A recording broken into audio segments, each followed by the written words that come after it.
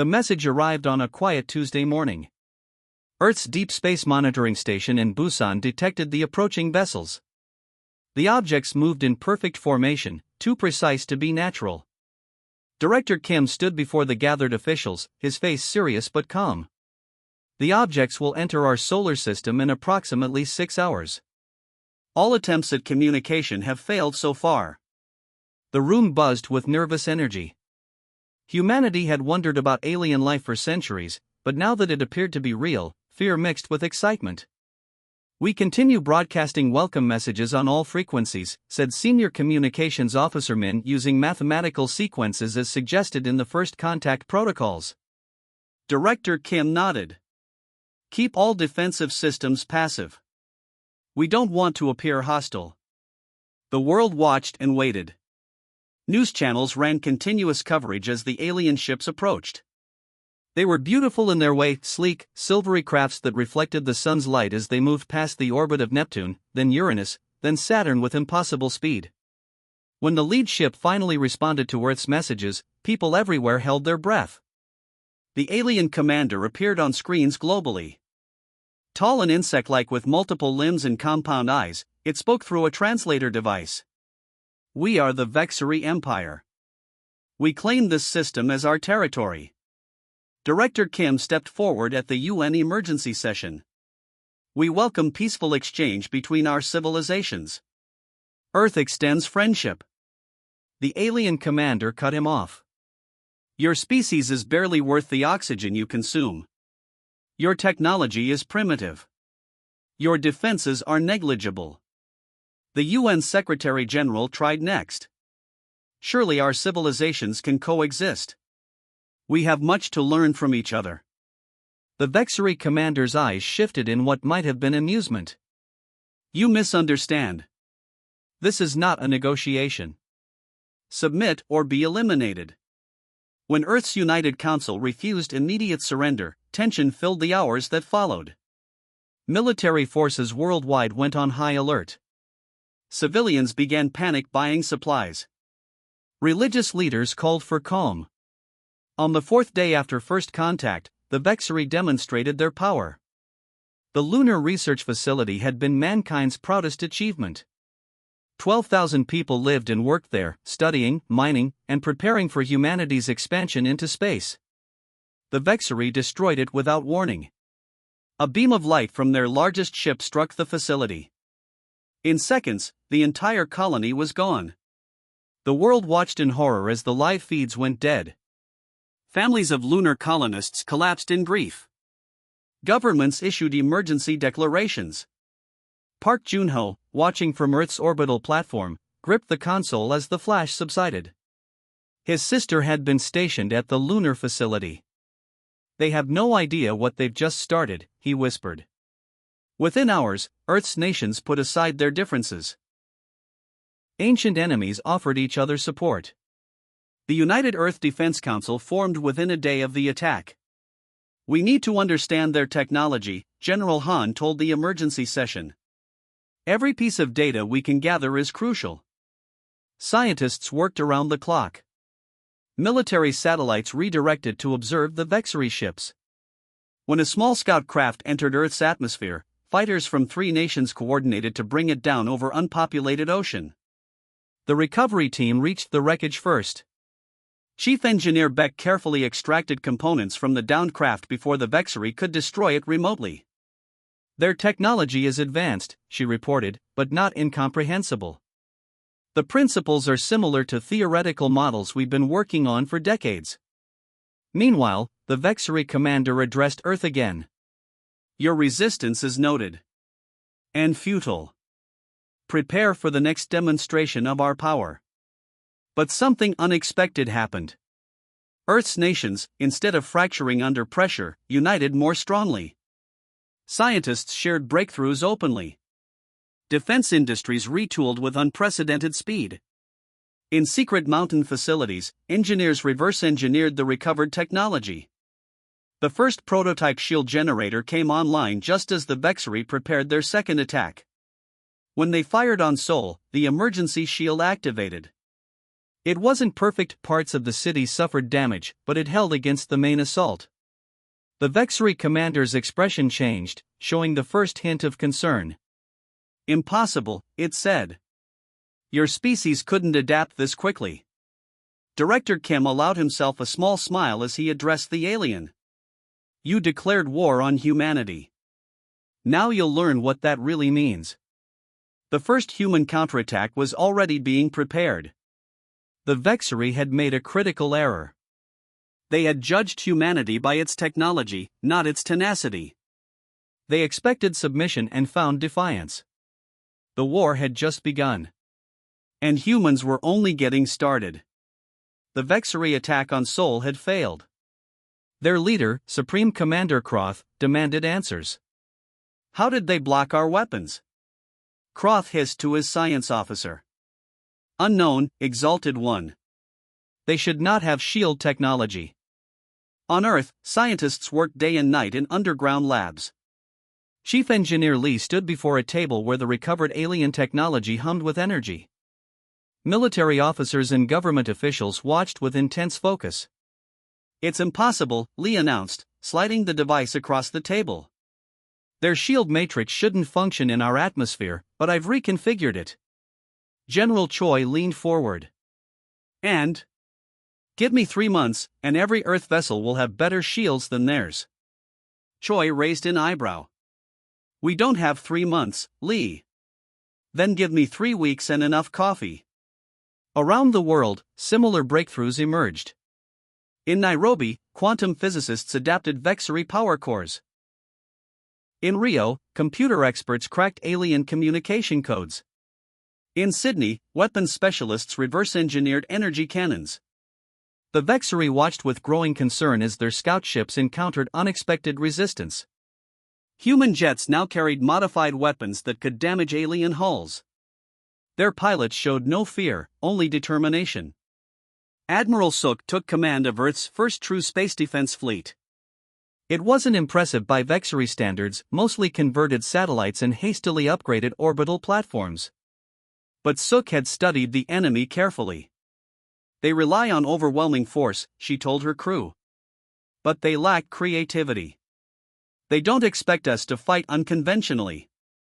When the Vexery moved toward the Mars colony, Suk was ready.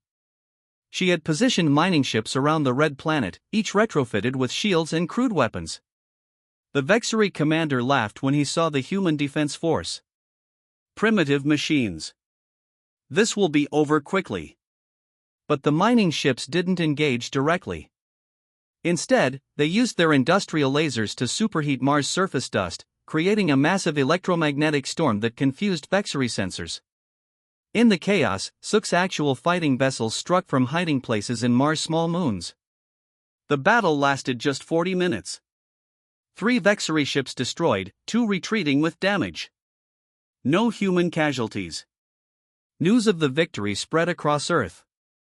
People celebrated in streets. For the first time, they believed they might survive. In research centers, work accelerated. Professor Chung made the next critical breakthrough. "Their hulls contain a rare element," she explained to military leaders. "It's what makes their ships nearly invulnerable to our conventional weapons." "Can we find this element on Earth?" asked Defense Minister Park. Chung smiled. "Better. I found a way to synthesize it. And I improved it." The first true human battleship launched 60 days after first contact. Named Defiance, it carried technology that would have been theoretical science fiction just 2 months earlier. Commander Joe watched his crew prepare for their first mission. Most had been civilian engineers or pilots before the war. Now they operated systems based on alien technology they had helped adapt. "Target approaching," reported Sensor Officer Yoon. "It's a Vexery cruiser, sir." Joe nodded. "They've been attacking our supply ships to the lunar rebuilding project." "Let's show them why that's a bad idea." The Defiance moved silently, its hull absorbing radar and LiDAR. The Vexery ship never detected them until they were alongside. "Open communications," Joe ordered. The Vexery captain appeared on screen, mandibles clicking in surprise. This is Commander Joe of Earth Defense Forces. Power down your weapons and prepare to be boarded. The alien laughed. Your primitive vessel cannot harm us. Leave now and we might spare your lives. Joe sighed. I was hoping you'd say that. He turned to his weapons officer. Target their engine section. One burst, please.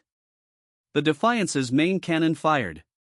The beam, developed using Vexery technology but modified by Earth scientists, cut through the alien ship's shields like they weren't there. The Vexery captain's eyes widened in shock. Impossible. How did you? Your technology, our improvements, Joe replied. Now, about that surrender. The captured Vexery cruiser provided invaluable intelligence. Earth scientists discovered the aliens' communication network, tactical plans, and most importantly, their growing fear. They're scared of us, Intelligence Officer Khan reported to the United Earth Defense Council. Their messages show increasing concern about how quickly we're adapting. Good, said General Choi. Fear makes enemies predictable. The learning curve had been steep, but humanity was climbing it faster than anyone thought possible. When Admiral Sook successfully defended the new Mars colony using converted mining ships and improvised weapons, the Vexery High Command began to worry. The war was far from over, but the balance was shifting. Humans weren't just fighting back, they were learning, adapting, and beginning to win. 3 months into the war, Major Yoon stood before Earth's combined military leadership. His background in game theory and cognitive psychology had seemed useless when the aliens first attacked. Now, it might save humanity. They think in straight lines, Major Yoon explained during the strategy session. So we won't. He pointed to the holographic display showing Vexery fleet movements. Their patterns were precise, mathematical, and utterly predictable. The Vexery have fought the same way for thousands of years. Their tactical manuals show no significant changes in centuries. General Jean looked skeptical. And this helps us how? Because, Yoon replied, they can't comprehend how quickly we adapt. They expect us to fight like them, with fixed strategies and clear objectives.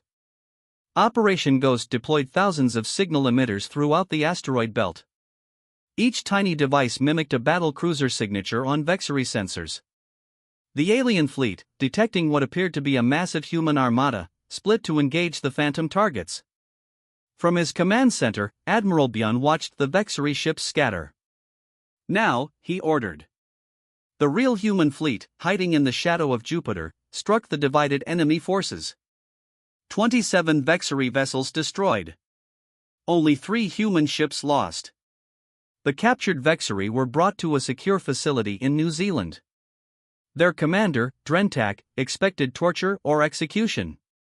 Instead, he found himself in a comfortable room with basic amenities. Why am I still alive? He asked his guard, Sergeant Kong. We're not monsters, Kong replied simply. And you're more valuable to us this way. Day after day, Drentak watched video feeds showing humans at work. Scientists sharing ideas freely. Engineers collaborating across traditional boundaries.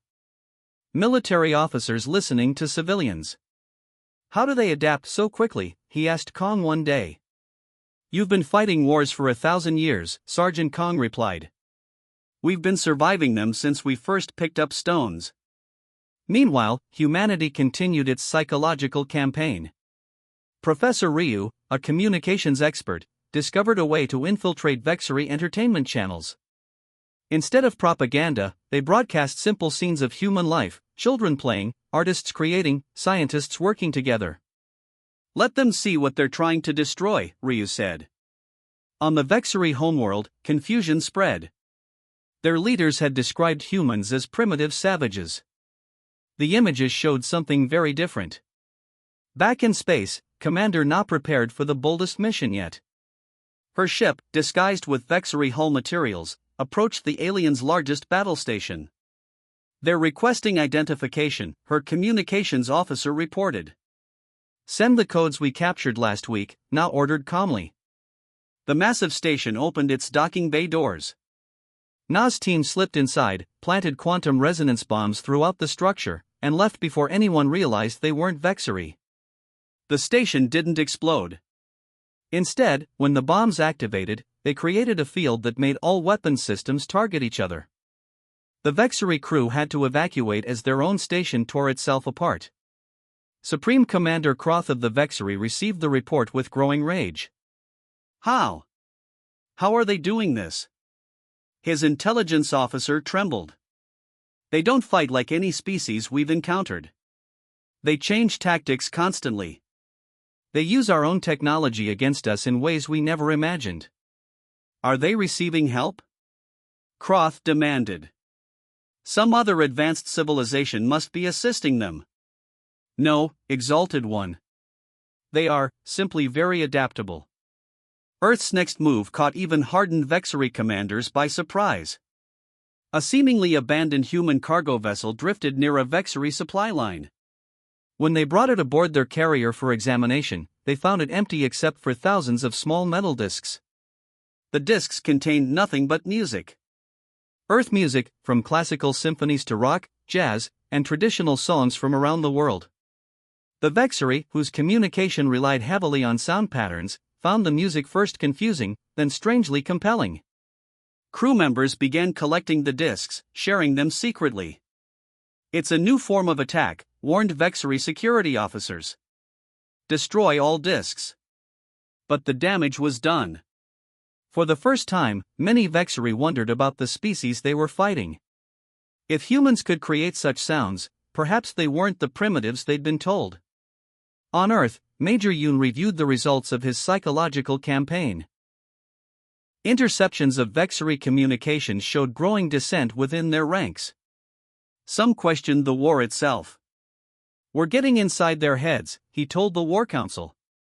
They're beginning to fear not just our weapons, but our minds. General Jean, earlier skeptical, now nodded with respect. Continue the operation. The Vexori had expected a quick conquest against primitive beings.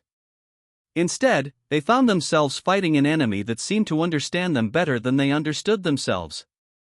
Professor Song hadn't slept in 3 days. Her lab at the Seoul Advanced Physics Institute was littered with coffee cups and food wrappers. Equations covered every whiteboard. Her team watched anxiously as she made final adjustments to the device on the central platform. If this works, she told them, the war changes today. The quantum displacement drive looked simple, just a small metal box with glowing blue lines. But inside was technology that even the Vexori hadn't mastered.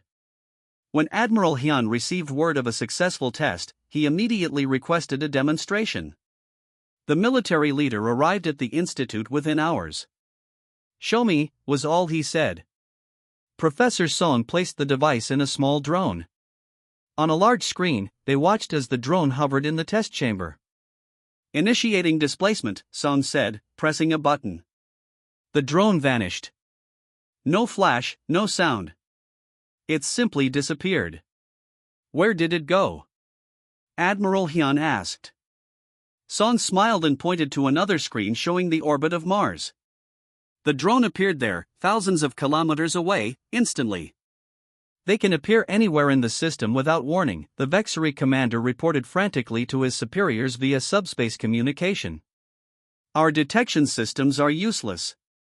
The supreme commander of the Vexori Armada didn't believe it at first. Impossible. No species develops quantum jumping technology this quickly.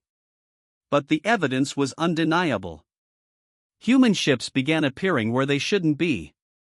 A small Earth vessel materialized inside a Vexori defense perimeter near Jupiter. Before it could be destroyed, it gathered crucial intelligence and jumped away. Production of the drive began immediately in hidden facilities around Earth. The technology was complex, but humanity's manufacturing had evolved rapidly during the war. Factories that once made cars now created spacecraft components. Computer chip plants produced advanced AI battle systems. Their industrial capacity is extraordinary, reported a Vexori scout. They've converted their entire economy to war production in months, not years. The Vexori had always relied on their centralized production planets. Massive, efficient, but few in number. Earth, by contrast, had thousands of smaller facilities scattered across the planet. Bombing one made little difference.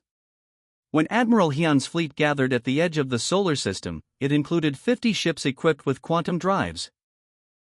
They weren't as large or heavily armed as Vexery vessels, but they could appear and vanish at will.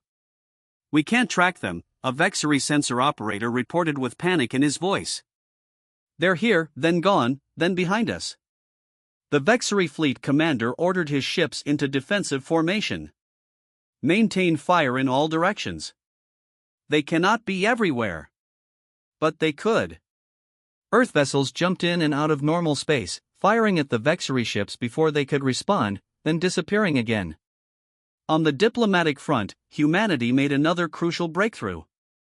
The Vexery, it turned out, had enemies. 3 other species had been conquered by the Empire over centuries. When Earth representatives established contact with resistance groups among these species, new alliances formed. The Lumar, with their advanced biotech. The Dreth, masters of stealth technology. The Kulsi, whose mathematical skills surpassed even the Vexery. Each provided knowledge and resources to Earth.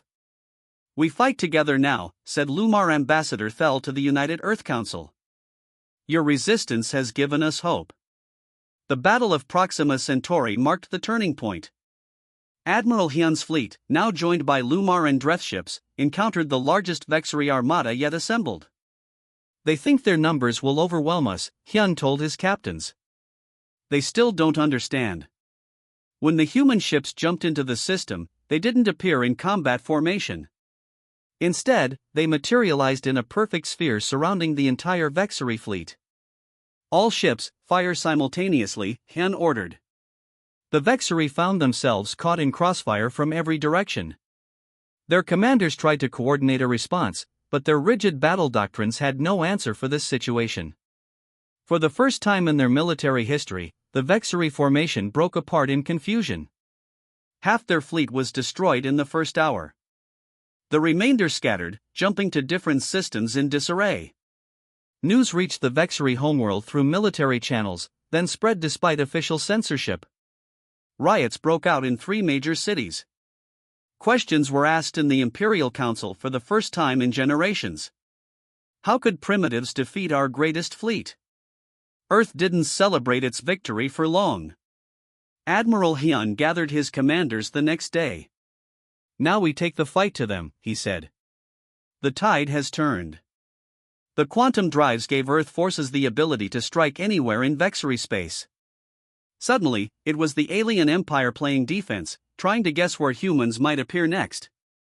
For the first time, the Vexery Emperor felt something he had never experienced: fear of extinction. The final battle lasted just 6 hours. After months of strategic strikes against Vexery supply lines and command centers, Earth forces were ready for the ultimate attack. 500 ships, built in secret facilities across Earth and its new colonies, gathered at the edge of Vexery space. Admiral Hyun stood on the bridge of the flagship Resilience. The vessel had begun life as a cargo freighter before being transformed into the most advanced warship humanity had ever built. "All fleet commanders report ready," said Communications Officer Bay.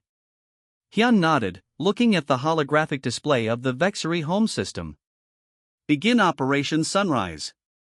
Human ships appeared simultaneously at every strategic point in the Vexery system.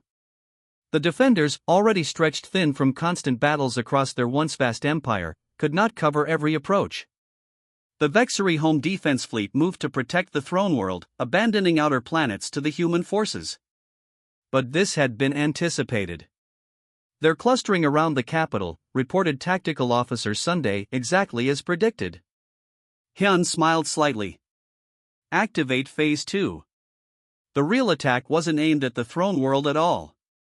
Instead, human forces seized control of the Vexery's automated defense grid. Engineers who had studied captured Vexery technology for months executed precise strikes against command nodes.